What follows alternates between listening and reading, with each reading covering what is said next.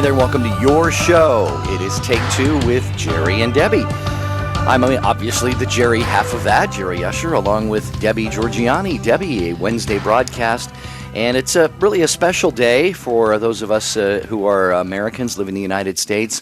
We remember, of course, the awful attack on Pearl Harbor back in 1941, and so today we have a topic that is it's about our nation and respect for the United States, and we've heard so many things in recent years, not so much in the immediate past about flag burning. That was kind of an issue, 10, 20 years ago? Right. And now we've got athletes and politicians, and a lot of people, they kneel during the national anthem, or they refuse to stand, or I've seen some basketball players, they will actually turn their back toward the court, and face away. Right, when everybody's... And so the question we want to ask people today is, it's a very simple question. Have we lost a sense of respect and that deep love for our motherland, the United States? You picked this topic today, Jerry, and it's so appropriate on it's Pearl Harbor Day, and talking about this and praying about it last night, and really just kind of surfing the internet, if you will, and just trying to find out the pros and cons of how we allow people to just express themselves freely however they want to do it, especially people that are in the public eye. I really struggled with it, Jerry. I'm struggling. I'm going to try to tape my mouth shut just a little bit because I have a real problem with these athletes. And just to be frank, Jerry, I think they should just do their job, what they're paid for, and not use that platform to push another agenda that can be really scandalous for our youth and for other people. So I have a real problem with that. I struggle with it, and I know that there's all this freedom of everything, and everybody has to respect everybody else's boundaries or whatever. But when our children are watching this, what are we doing? I mean, these kids are holding up these athletes and celebrities like they are just the biggest thing since God created. But, they were given gifts by God. Use their gifts. They're getting paid generously. I don't think the platform is the right platform, and I think it's very bad for our country. I'm going to say it right up front because I'm struggling with it. So you take it away, and I'm going to listen to where our listeners take it. Let me ask you this. Yeah. If I worked for a company, okay, and there was a policy, every morning we go out to the flagpole, we raise the flag, we say the national anthem, put our hands on our hearts. And that's simply part of what we do as a staff. Right. And then all of a sudden, I tell the boss, you know what, I'm going to kneel right now, I'm going to turn my back on the flag, I'm not going to go out and participate.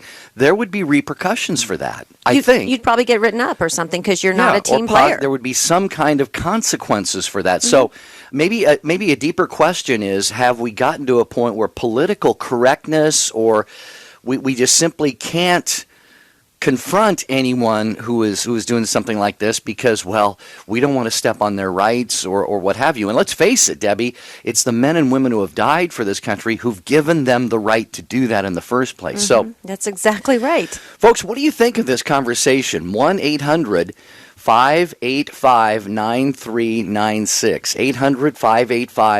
800-585-9396, or you can text the letters EWTN to 55000. Might be a tiny little data rate, but we want to hear what you have to say. Have we lost respect for the United States? Debbie, respect for one's country, regardless of whether you believe, if you feel good about everything that's going on in that country, respect for your country is still something that we owe to our country. It's essential. Absolutely. It is a non-negotiable because I keep saying this over and over again, Jerry. We have our young people looking at this and watching this and seeing what's happening. I can't even think of his name. I don't mean to call him out, but the one particular NFL player Colin Kaepernick. Okay. I mean, if I was his mother, I would sit him down and say, you better stop this now. I mean it. Because you have been given a gift by God. You're out there making millions of dollars, and you are drawing attention, and you are drawing people into a place that is unhealthy. If I was his mother, I would do that. I would. I just would. And it bothers me that no one is sitting this young man down, and he's young. How old is he? He's got to be mid to late 20s. Okay, I guess, he's to me, he's young. I'm twice his age, okay? So why isn't anybody taking him aside and saying, please stop this? You're not benefiting anybody. And all you're doing is drawing attention to yourself, and people are either going to love or hate him. And I don't think this is not beneficial at all. I'm struggling with this whole thing because these kinds of things in our country can be easily corrected if common sense would just prevail. And that's what bothers me. Can you tell my blood pressure is sky high over this. And look at the phones. They just lit up. And these are conversations, for example, Kaepernick is protesting against the treatment of blacks. Okay. A lot of young black men being killed by white police officers. And, of course, the details get reported in such a way, depending on your agenda. It's really hard to get to the bottom of some of these stories. But there's other ways to have this conversation. Exactly. And they're conversers we have to have. Absolutely. So Debbie and I, we're not sitting here denying that these aren't important issues. But I want to also get at, remember, after the election, you have all these people. I'm wondering what they have nothing better to do than go out on an interstate freeway and stop traffic and protest, and they're marching. And frankly, Debbie, another concern that I have is I will watch college and pro sports for as an example. And during the playing of the national anthem, nobody's lips are moving. Oh, I know. And they don't even know the words. That's what I'm saying. I'm not saying they're being unpatriotic. I'm wondering, are they being taught? No. So this is I think this is a more foundational question. You hit the nail on the head. Are young people even being taught the essentials of respect of the United States right now? Well, but look where we are, Jerry. I mean, we're at a point where there's state after state is passing bills to be able to euthanize and do all sorts of things that are clearly against our religion. So look at the disrespect for life. Look at the disrespect in general for just common dignity to one another. I agree with you. There are many situations that are happening, discriminations that we need to address, but there's proper ways to do it, not to ruin the fabric of our country.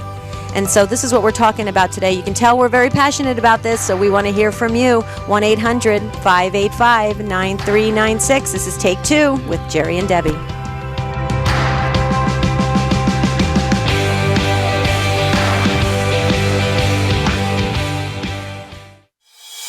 The wisdom of Mother Angelica. I would like to recommend that as we really get close to Christmas, that we should keep Jesus in our mind. It is his birthday.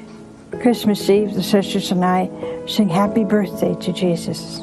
Same old happy birthday song that you say when one of your loved ones is having a birthday. Happy birthday to you, that kind of thing. I think he enjoys that. Buy your gifts and get your turkey and decorate your tree, but do it for him. He came unto his own, and his own received him not. In the beginning was the Word. The Word was with God, and the Word was God. He came and lived among us, and the Word was made flesh and dwelt among us. For more information on Mother Angelica, visit Religious Catalog at EWTNRC.com. Christmas shopping has never been easier. The EWTN catalog is now totally digital. Order online before December 16. Use the promo code NOEL and get a free CD copy of Christmas with the Nuns. Visit EWTNRC.com today. Hey everyone, this is Carlo Broussard from Catholic Answers. When you were a kid, wasn't it exciting as you waited for Christmas? I know it was for me. The church recognizes that this sense of excitement in anticipation for something great belongs to us as human beings. This is why she gives us the season of Advent, a time to rouse within us a sense of childlike excitement in preparation for the greatest gift of all, Jesus Christ. So, be a child of the kingdom as you anticipate the child who is our King. This is Debbie Georgiani from Take Two with Jerry and Debbie. This is John Martinoni of Open Line Monday. This is Marcus Grodi, host of The Journey Home. Advent blessings from all of us at the EWTN Global Catholic Radio Network. We know you like listening to Take Two with Jerry and Debbie on EWTN Radio, but have you thought about bringing them to your next event? No matter what type of event you're hosting, parish mission, conference, or retreat, trust Jerry and Debbie to make it come alive. Begin the process today of taking your presentation to the next level of success. For information on booking Jerry and Debbie, visit take2show.com, click on the J&D logo.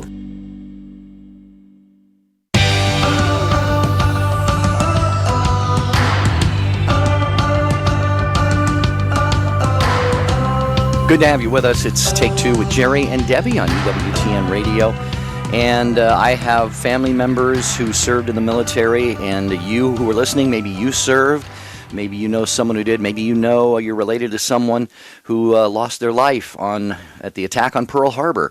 And that was what happened on this date in 1941. And so Debbie and I know you join me, Debbie, in just bestowing the utmost gratitude and honor on those who lost their lives that day and really at any time during the history of the United States. I come from a military family, 2 brothers, and one was in the Army, one was in the Marines. My dad was in the Navy, father-in-law in the Navy. I mean, it goes on and on and on. And I'm very grateful, very grateful. And if you even saw the new movie that was done by, I just went blank. Hacksaw Ridge.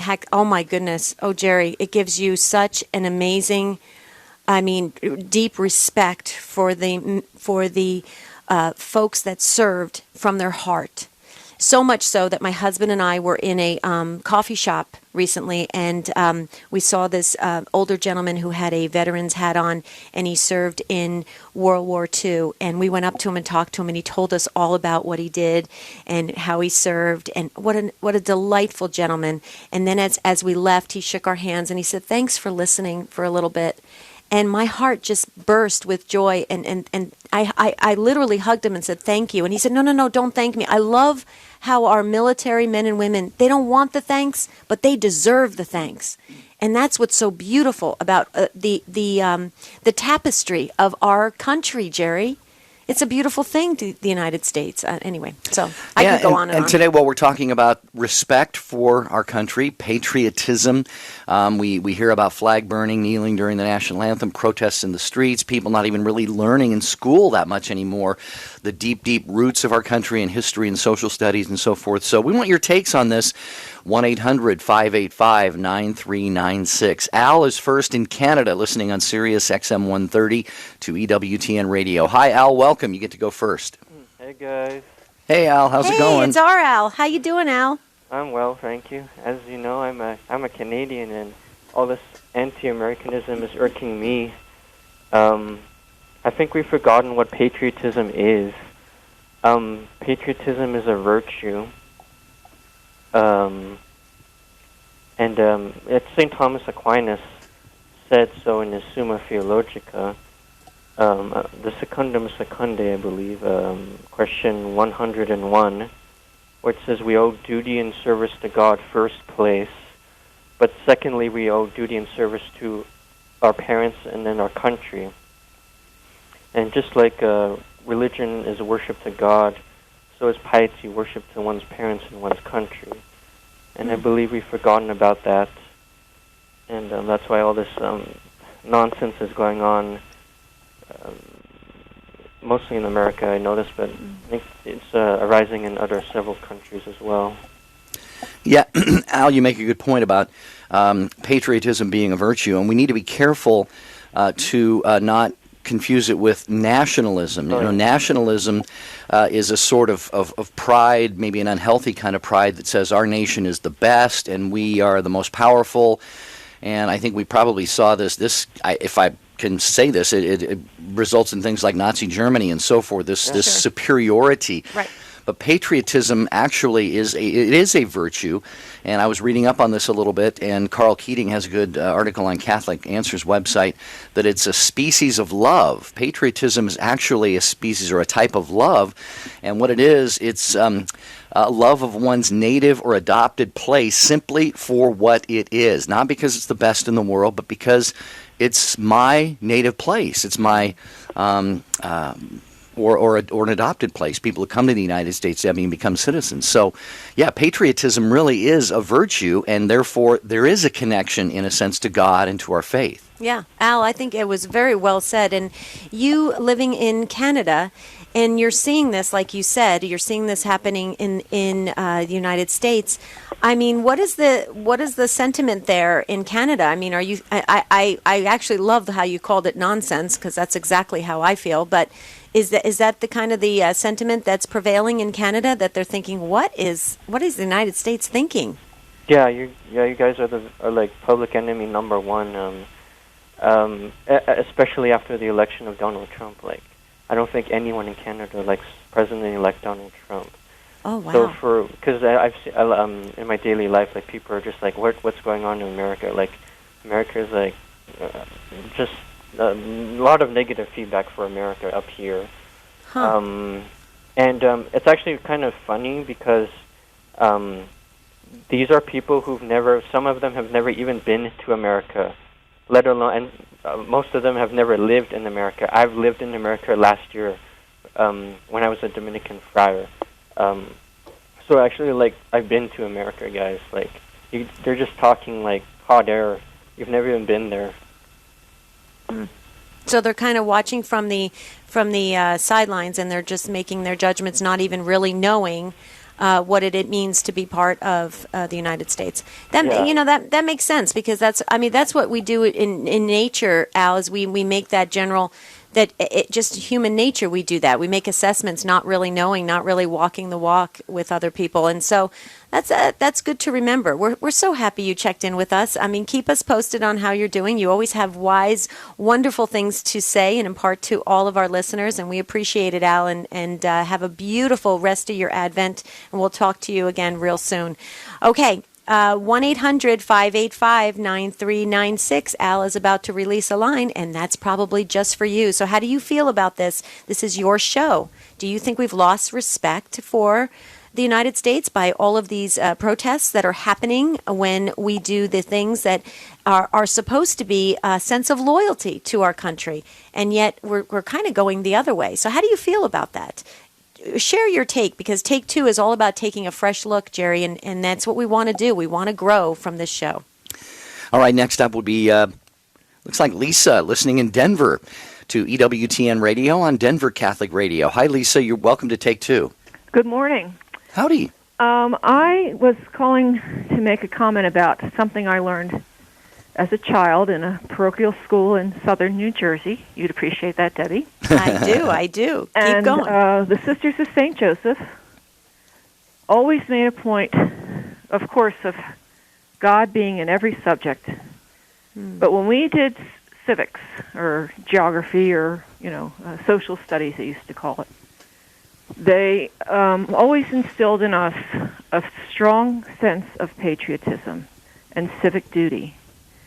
We learned the Constitution, the whole Constitution.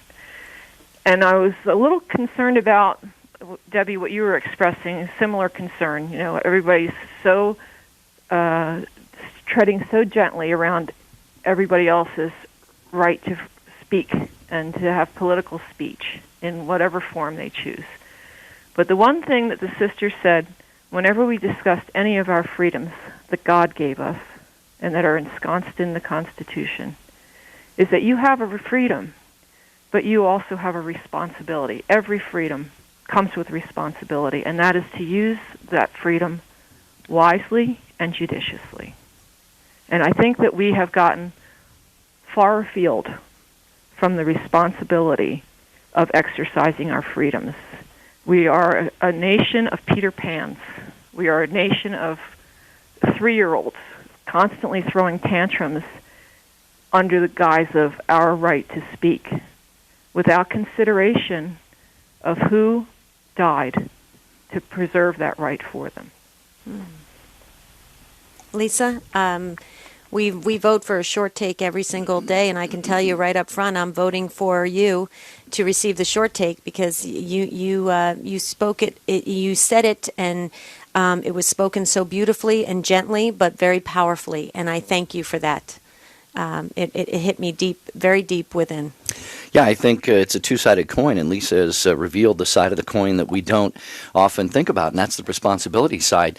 St. Paul talks about freedom in the Bible, and I think it was John Paul II kind of boiled that down. He said, our freedom that God gives us, or that we enjoy in any particular context, is not a freedom to do what we want in every situation, but to do what we ought. And when we have obligations to a country, for example, we ought to recognize those and fulfill those. And Lisa, I think you've really made a fantastic point. Anything else you want to add to that before we move to our next caller? Just that I appreciate you recognizing Pearl Harbor Day. My dad served in the Pacific Theater in the Second World War, and he was away from his family. He did not meet his son until he was 3 years old. So that's what gets me about people not respecting or appreciating the freedoms that they have and using them in the appropriate fashion. Absolutely. Yeah, because of the sacrifices that have been made. Yeah, to like achieve that. Lisa's dad. Lisa, do we have your dad's name in our book? Because we pray. Probably not. Can we have his first name? Dominic with a K at the end. Oh, CK. good. Oh, got it. Dominic with a K. I love it. Okay. Oh, Lisa, God bless you. Thank you so much for calling in and sharing your wisdom, and have a beautiful rest of your Advent, and we'll talk to you again soon. Please keep listening and pray for us. I will, and I appreciate you praying for my dad, and you all have a blessed Advent as well. Thank you, Lisa. Thank you, Lisa. Bye-bye.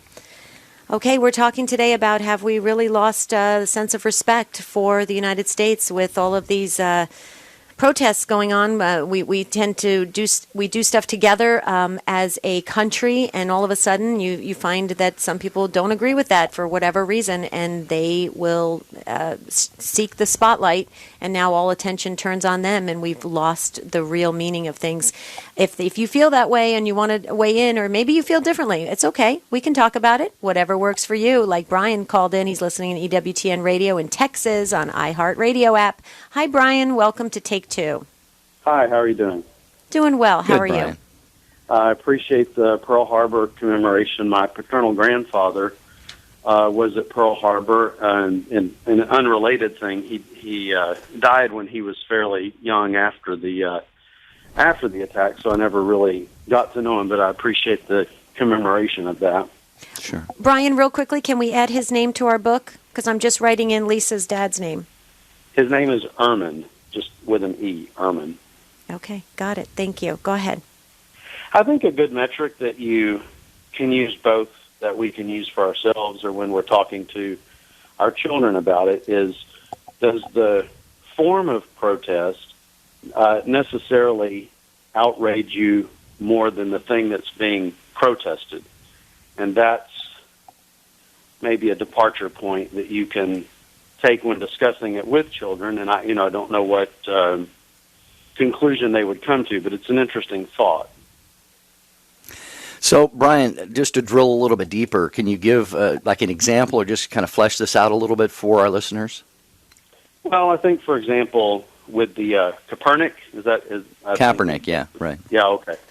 The question would be, does that particular form of fairly unobtrusive, I think, protest, would that act necessarily, without getting into the whole Black Lives Matter thing, but just would that outrage a person more necessarily than what he is protesting, which I think is probably maybe police brutality or something like that. So you could sort of set it up as an equation and kind of work it out from there, as if just in terms of critical thinking, I guess.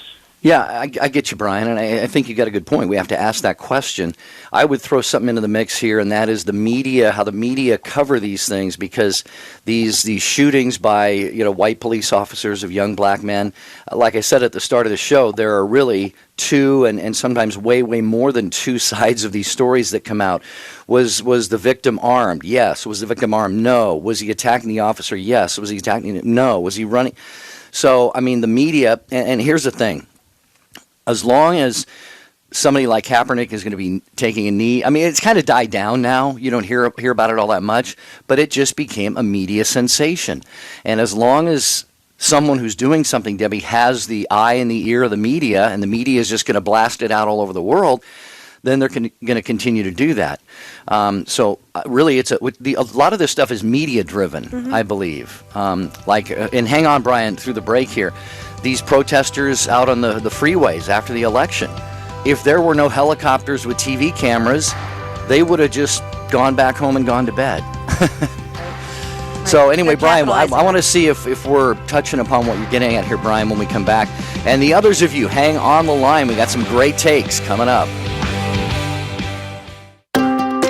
The EWTN home video highlight for December is The Inquisition. Discover how the church handles witchcraft, heretics, Galileo's theory, and more as historians cut through the controversies in this EWTN original miniseries. Order your DVD set at EWTNRC.com. 24 hours a day, 7 days a week. Or call 1-800-854-6316. Living the Beatitudes with Father Bjorn. Blessed are those who hunger and thirst for righteousness, for they shall be satisfied. I Can't Get No Satisfaction is a popular song, but it could be a summary of our life on earth. In the book of Genesis, we hear that we're made in the image and likeness of God. That means that we can know the truth and we can choose to do good to others. We can love. It comes to fulfillment in the Sermon on the Mount, where we hear these Beatitudes. It's the standard of the Christian life. Jesus tells us that if we hear what he says and do what he tells us to do, we will be like wise people who build our house on solid rock. But we make progress towards happiness and blessedness by our actions, and it starts with our interior disposition, what we want to choose. Do you and I hunger and thirst for those things that will lead us to happiness and to God? Blessed are those who hunger and thirst for righteousness, for they shall be satisfied.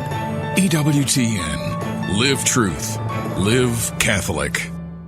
The National Catholic Register is America's most complete Catholic news source, with a comprehensive view of the world from a distinctly Catholic perspective. For the latest issues, people, and events shaping the world as we know it, visit ncregister.com. This is Debbie Georgianni from Take Two with Jerry and Debbie. This is John Martinoni of Open Line Monday. This is Marcus Grodi, host of The Journey Home. Advent blessings from all of us at the EWTN Global Catholic Radio Network.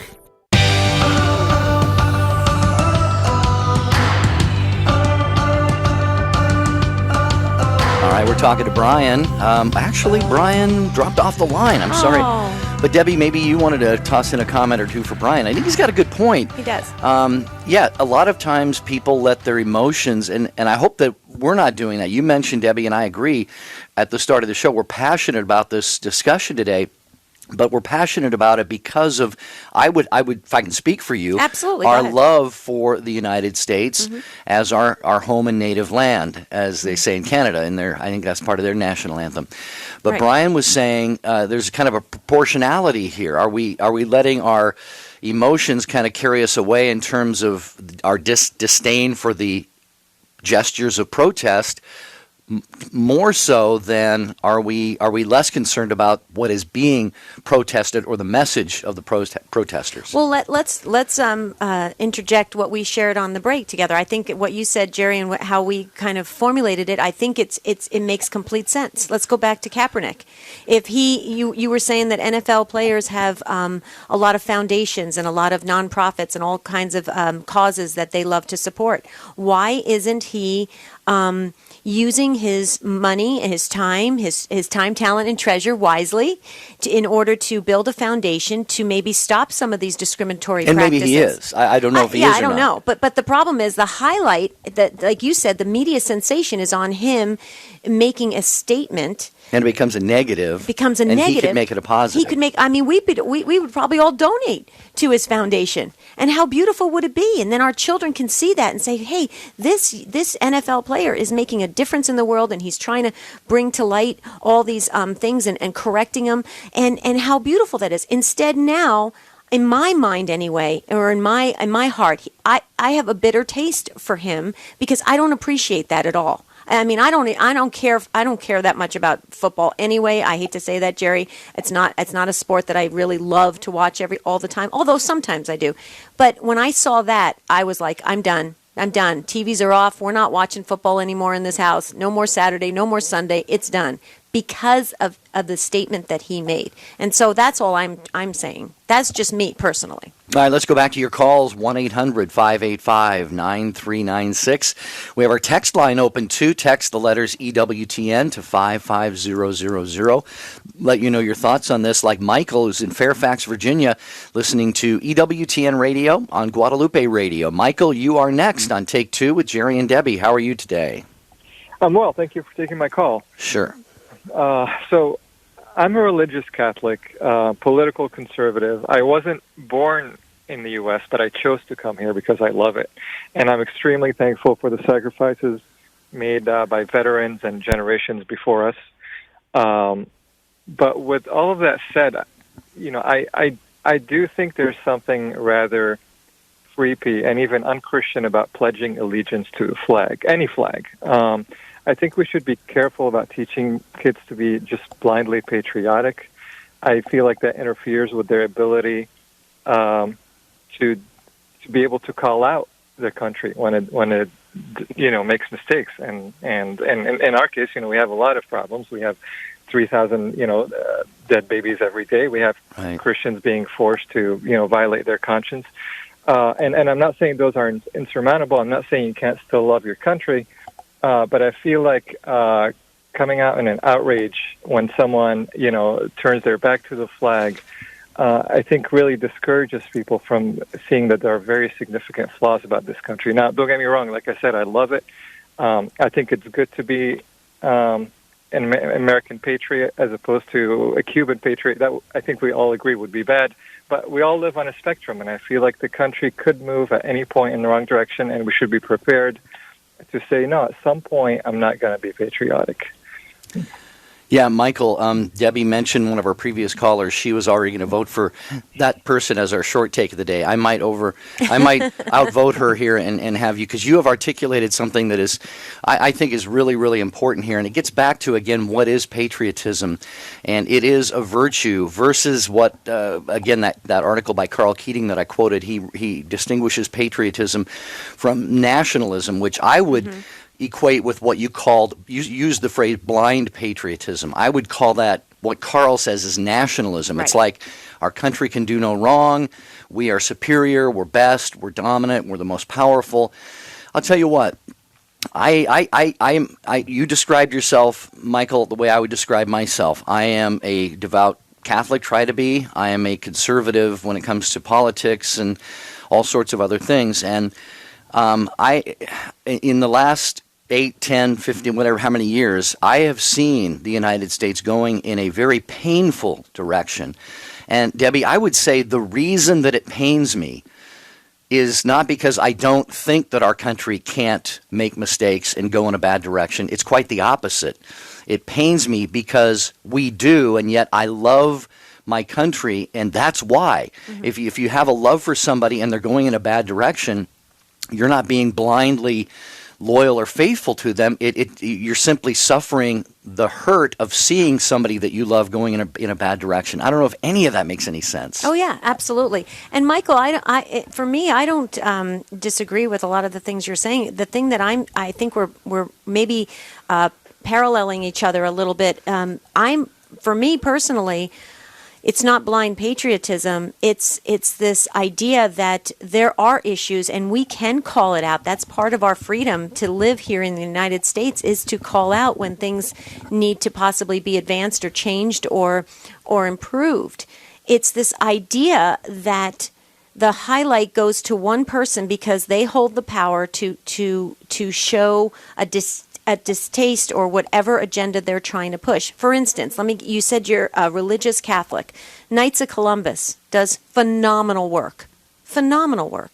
And I'm thinking to myself, I was visualizing when the knights surround the bishop at a special ceremony, and they're in their regalia, and they're lined up in the church. Could you imagine if one of the Knights of Columbus, one of the brother knights, turned their back?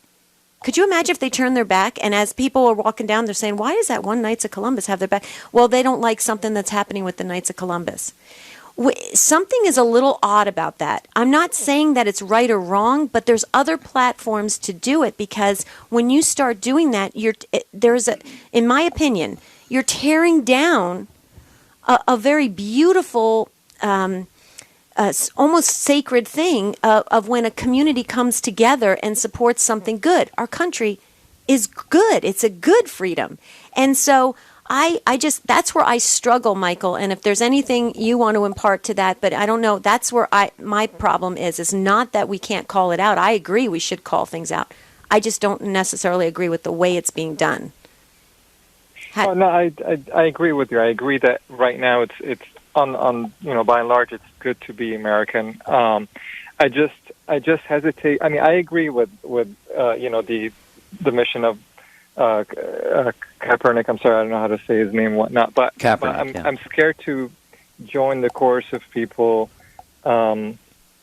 speaking out against him for the sole reason that when the time comes, and if one day the day comes that I feel the need to do that, I want to be able to do it and not be shouted down. I'm not saying you guys are doing that, but I see the distinction you're making. He's an NFL employee, and maybe the NFL should regulate that. But I'm not the NFL, and from my perspective, I don't agree with what he's doing, but he's got the right to do it. So. Sure. Fair enough, Michael. And he does. He does have the right to do that. Thanks, Michael, for the call in Fairfax. We appreciate that. 1-800-585-9396. In fact, Jessica on our Facebook page, EWTN Catholic Radio, said that I think that it is disrespectful burning the flag, but as long as you are burning a flag that you paid for, you're within your rights. Destroying a flag that is not yours, however, is a violation of someone else's rights. Interesting take by Jessica. Wait, what was that last sentence? As long as you're burning a flag that is not, if you paid for the flag and you purchased it, she thinks you should have a right. Oh, interesting. Steve, though, says burning the American flag or kneeling during the national anthem, to me, you are spitting on the graves of the men and women who fought for our freedom. That also means you are spitting on my grandfather's grave, and that makes me very mad. My grandparents raised me, and next to Jesus, they are my heroes. So we have a lot more on Facebook, but we want to get back to your phone calls. Yeah, and I just want to say one thing, because back to what Michael said real quickly, I know we got a lot of calls and a lot of Facebook posts. One thing I just want to say, Jerry, I just think we settle. We settle as human beings. The NFL young man, Kaepernick, I just want him to rise to the highest level of the best version of himself, like Matthew Kelly says.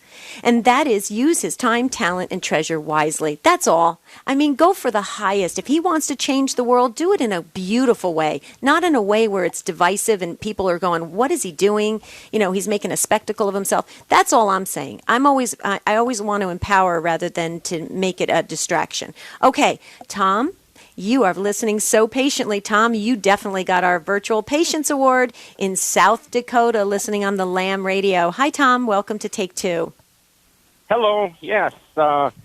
First-time caller, and really appreciate what you guys your topic today. I see this flag burning, and I question, do these people, they must have an awful lot of hate in their heart. And if that be the case, there sure seems to be a double standard, because they want to call it freedom of speech, but if you go out and burn a cross or the Quran, well, that's considered a hate crime.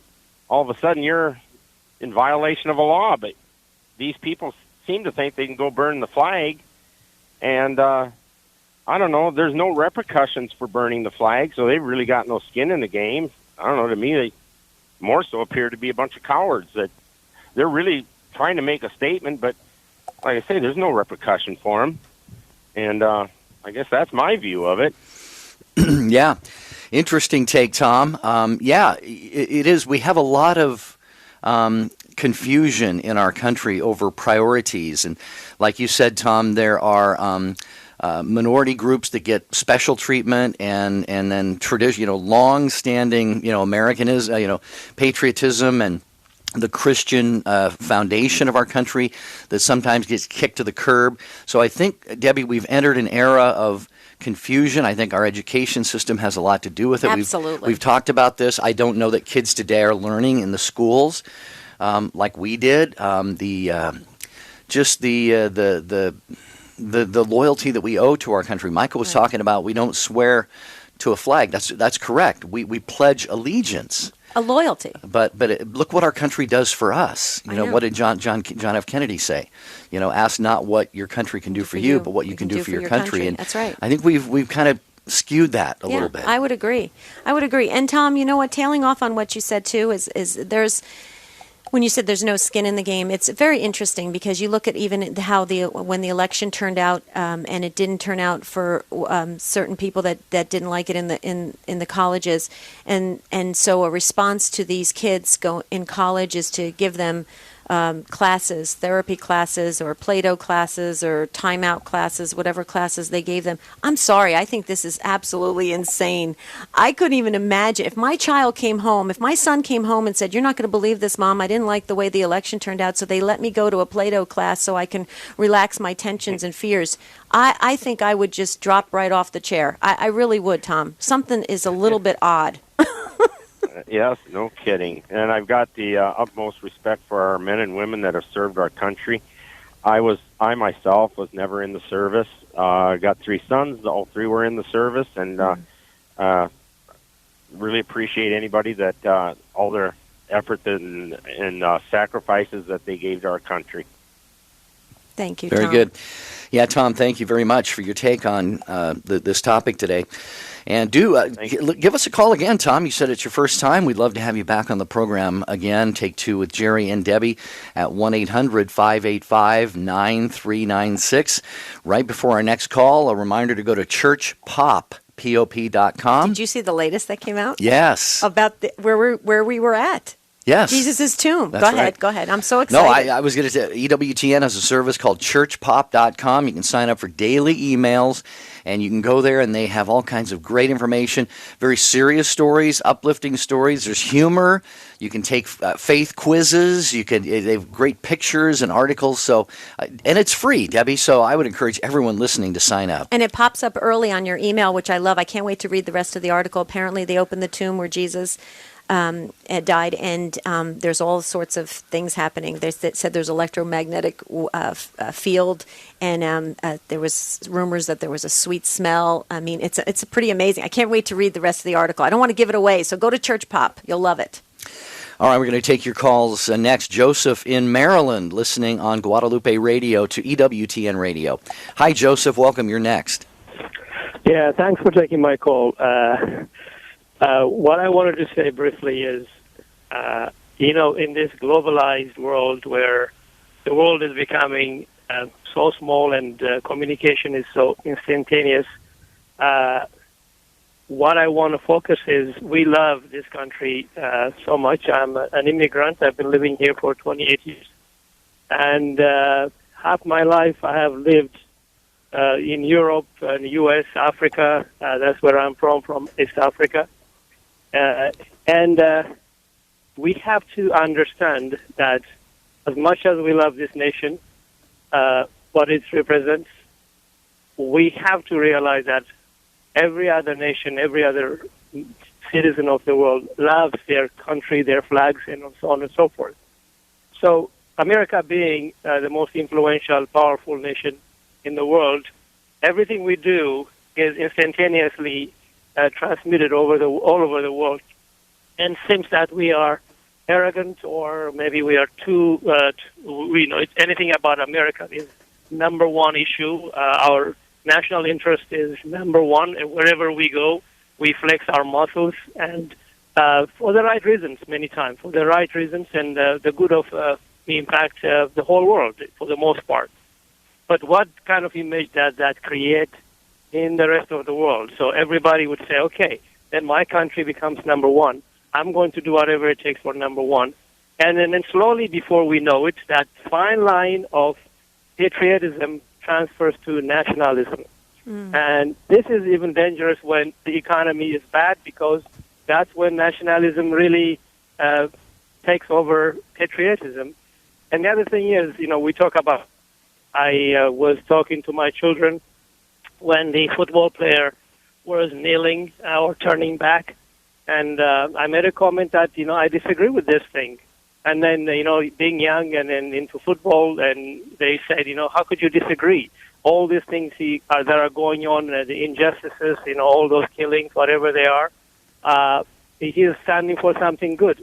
But I said there's something much greater in that flag that symbolizes the unity of this nation.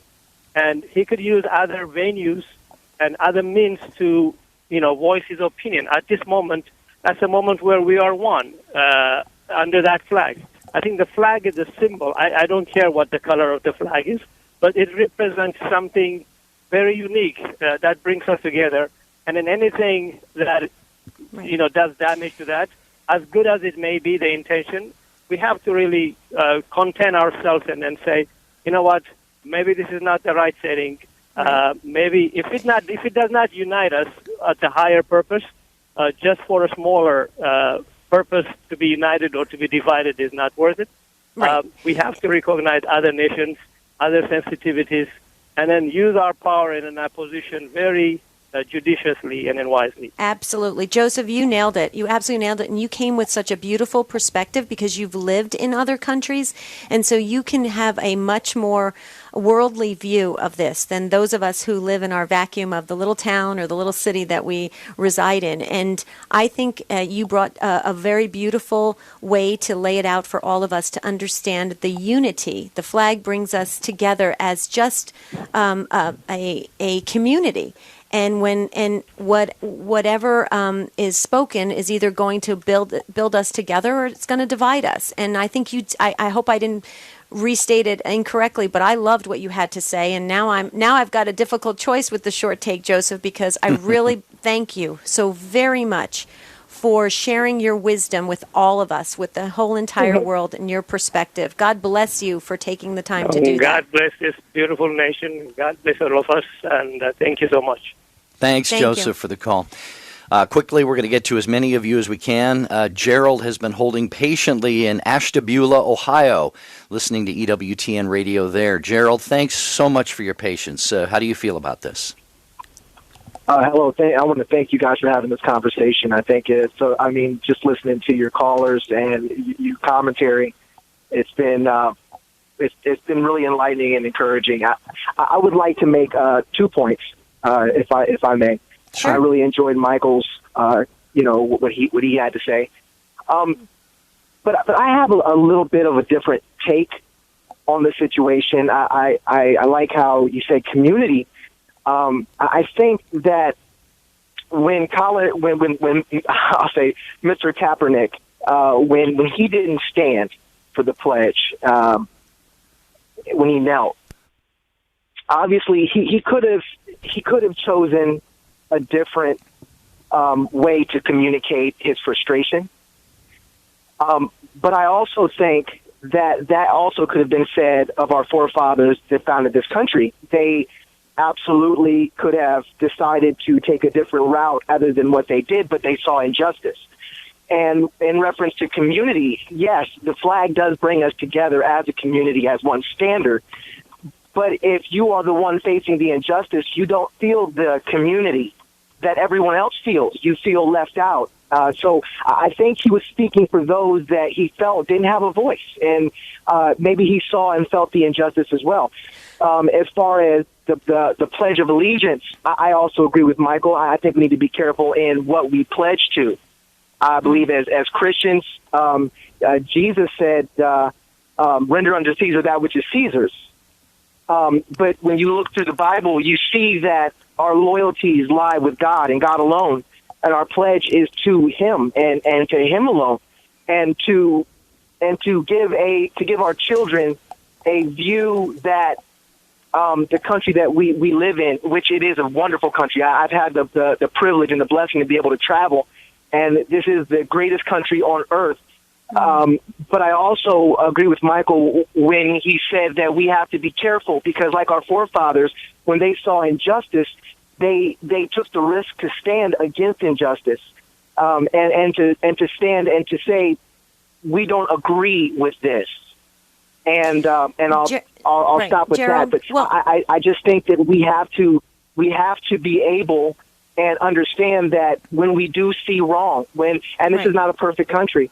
I believe that we have the responsibility as Christians to stand up and say that, no, this needs to be changed. And I believe that was the rights that were given to us. Right, when this and country was founded. it's Gerald. Is that how you pronounce your name? Is it Gerald? It is correct. Okay. Thank you. Okay. First of all, thank you so much for sharing your take on this. Real quickly, because we're getting ready to close the show in just a couple minutes. But I just wanted to say real fast. I have to go back to Church Pop. I made a mistake. I said where Jesus died. The tomb is where he was laid to rest in the resurrection. So please forgive me on that. I was just getting passionate about the flag, our flag topic. But Gerald, real quickly, when we need, as Christians, we need to stand up and speak the truth and to call things out when we see wrongs. Absolutely. I couldn't agree with you more.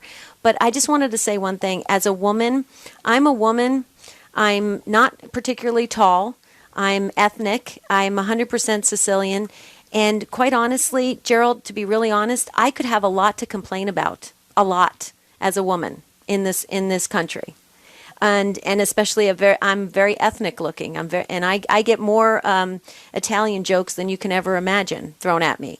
And I have a lot to complain about, but I would never use the platform for the freedom that the flag brought and what the freedoms that I have been given in this country because of all of the people that have given their life. That flag represents that beautiful, wonderful freedom and the one thing that does unite us as a nation. And so I totally agree with you. I'm just saying the platform that he used, I personally don't think it's beneficial to our youth. So you see where I guess maybe I'm coming from a mom perspective, but anyway, but I appreciate totally what you say, and thank you so very much for your wise comments, and we can all learn from it. Yeah, Gerald, thanks so much. And as Debbie said, we are getting short on time here. I want to try to get another caller to Doug, driving west in North Dakota, listening on Real Presence Radio. Hi, Doug. We've got about a minute or a little over a minute. Go ahead. Okay. Well, basically, I'm a combat veteran of Vietnam. I came to Special Forces when I was in the Army and volunteered as a young Green Beret to go to Vietnam. So I have a different take. I'm in complete agreement with what Jesse Ventura said on his YouTube about Colin Kaepernick. I don't know if you've seen it, but combat veterans have a different take than non-combat veterans and population as a whole, not to disrespect that group. But when I see Colin Kaepernick taking a knee, I feel pride. I feel pride that that's what I fought for, and that's why I put people in body bags in Vietnam, because that's what they were fighting for. And there's a lot of countries in this world where he'd be killed for doing what he's doing, and the reason he's not is because we fought for his right to do that. And that's what I feel. That's interesting. Pride when I see. It's a beautiful way to look at it. Of his message, I might agree with his message, I might not. But the fact that in this country he has the freedom to do that, I take great pride in. Awesome, Doug. It's a great take to end our broadcast on today. And Carmen and Frank and the others, we're just not going to have time for you. And all the Facebook posts. Oh yeah, what a great conversation, everybody. Thank you so much. I have really learned. Yeah, I've been very much enlightened today during the program. Tomorrow's show, we titled it, Is it me? Do you feel alone? Is it just me? Just me. Is it just me? Do you feel alone in your struggle? Whatever that struggle might be. That's right. So you want to join us tomorrow. Until then, Jerry and I want to wish you a beautiful and blessed day. Thanks so much, you guys. Thanks, everyone. God bless.